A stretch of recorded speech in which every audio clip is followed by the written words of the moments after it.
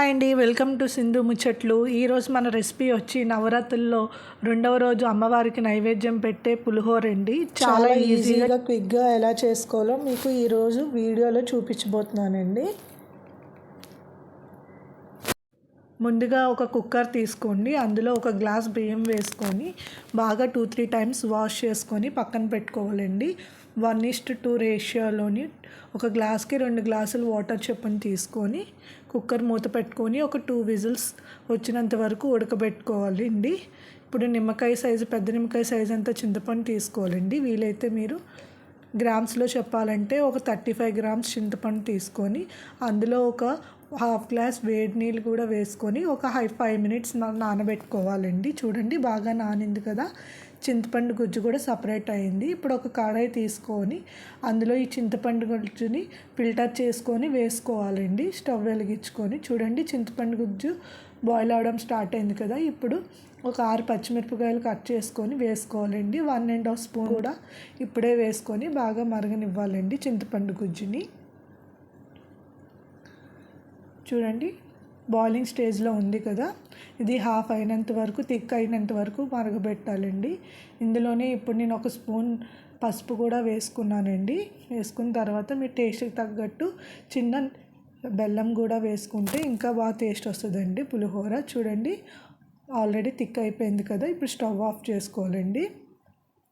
ఇప్పుడు ఒక చిన్న ప్యాన్ పెట్టుకొని అందులో 2 స్పూన్స్ నువ్వులు వేసుకొని బాగా ఫ్రై చేయండి సిమ్లో పెట్టుకొని. చూడండి, నువ్వులు బాగా వేగిపోయాయి కదా. ఇప్పుడు మనం ఒక 1/2 స్పూన్ మెంతులు, 1/2 స్పూన్ జీలకర్ర, 1/2 స్పూన్ ఆవాలు కూడా వేసుకొని బాగా దోరగా వేయించుకోవాలండి సిమ్లో పెట్టుకొని. ఆవాలు కూడా చిట్పట్లు ఆడుతున్నాయి కదండి. దాన్ని తీసుకొని అన్నీ ఒక బౌల్లో పెట్టుకొని చల్లారబెట్టుకోవాలండి. అదే ప్యాన్లో మనం నువ్వుల నూనె తీసుకుంటావాలండి. లేకపోతే మీ దగ్గర అవైలబుల్గా లేకపోతే పల్లి నూనె అయినా తీసుకోవాలండి. తీసుకొని ఒక 4 స్పూన్లు ఆయిల్ వేసుకోవాలి. ఆయిల్ బాగా కాగాక మనం పోపు దినుసులు వేసుకోవాలండి. ఆవాలు, జీలకర్ర, మినపప్పు, శనగపప్పు వేసుకొని బాగా వేగనివ్వాలండి. బాగా వేగాక పల్లీలు కూడా వేసుకొని బాగా వేపుకోవాలి. చూడండి, పల్లీలు కూడా బాగా వేగాయి, కలర్ కూడా మారాయి కదా. ముందుగా మనం వేసుకోవాలండి. అల్లం కూడా తీసుకొని చిన్న చిన్న ముక్కలుగా కట్ చేసుకొని వేగుతున్న తాలింపులో వేసుకోవాలండి. ఎండుమిరపకాయలు కూడా ఒక 5 ఎండుమిరపకాయలు చిక్కుకొని వేసుకొని బాగా వేపాలండి. ఎండుమిరపకాయలు స్టార్టింగ్లో వేస్తే మాడిపోతాయి, సో దించేసే ముందు వేపుకోవాలండి.